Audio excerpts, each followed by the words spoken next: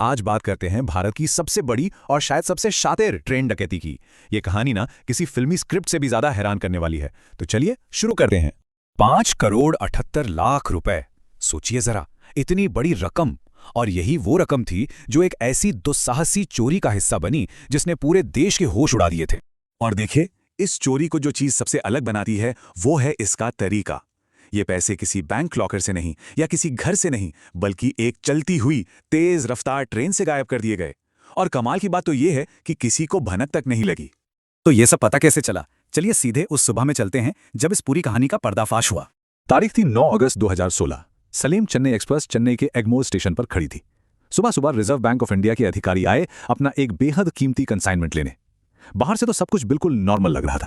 और सुरक्षा, अरे सुरक्षा तो ऐसी कि परिंदा भी पर ना मार पाए।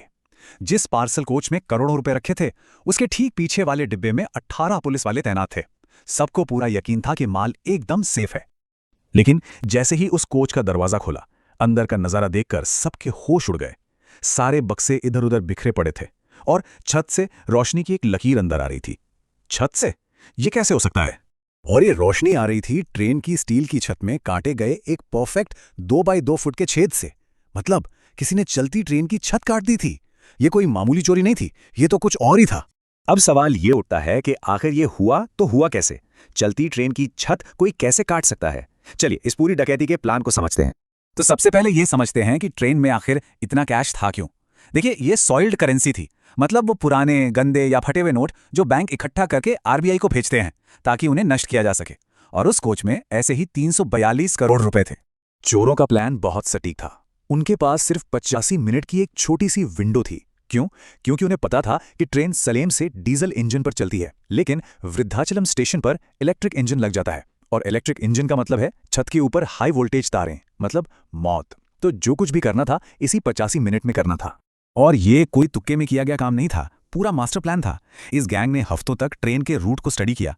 उन्हें पता था कि डीजल से इलेक्ट्रिक इंजन कहां बदलेगा।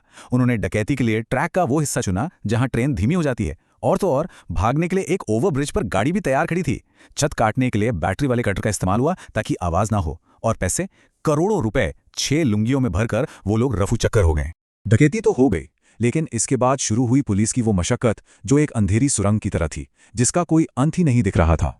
पूरे 750 दिन यानी 2 साल तक देश की सबसे बड़ी ट्रेन डकैती की फाइल धूल खाती रही। केस एकदम ठंडा पड़ चुका था और पुलिस के हाथ बिल्कुल खाली थे। ऐसा लग रहा था मानो ये एक परफेक्ट क्राइम हो।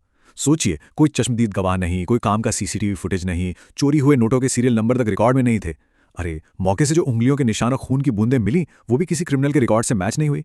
सीबीसीआईडी ने 2000 से ज्यादा लोगों से पूछताछ की, लेकिन नतीजा जीरो, कुछ नहीं मिला। और जब जमीन पर सारे रास्ते बंद हो गए तो पुलिस ने ऊपर देखा। मेरा मतलब है बहुत ऊपर। इस केस को सुलझाने के लिए मदद आई सीधे स्पेस से। लेकिन आप ही सोचिए, 350 किलोमीटर लंबे ट्रेन रूट पर आप उन चोरों को कैसे ढूंढेंगे जो हवा में गायब हो गए, जो किसी भूत की तरह थे? इसका जवाब मिला टेक्नोलॉजी में। आईटी एक्सपर्ट्स ने उस रात ट्रेन के पूरे रूट पर मौजूद मोबाइल टावर्स का डेटा खंगालना शुरू किया।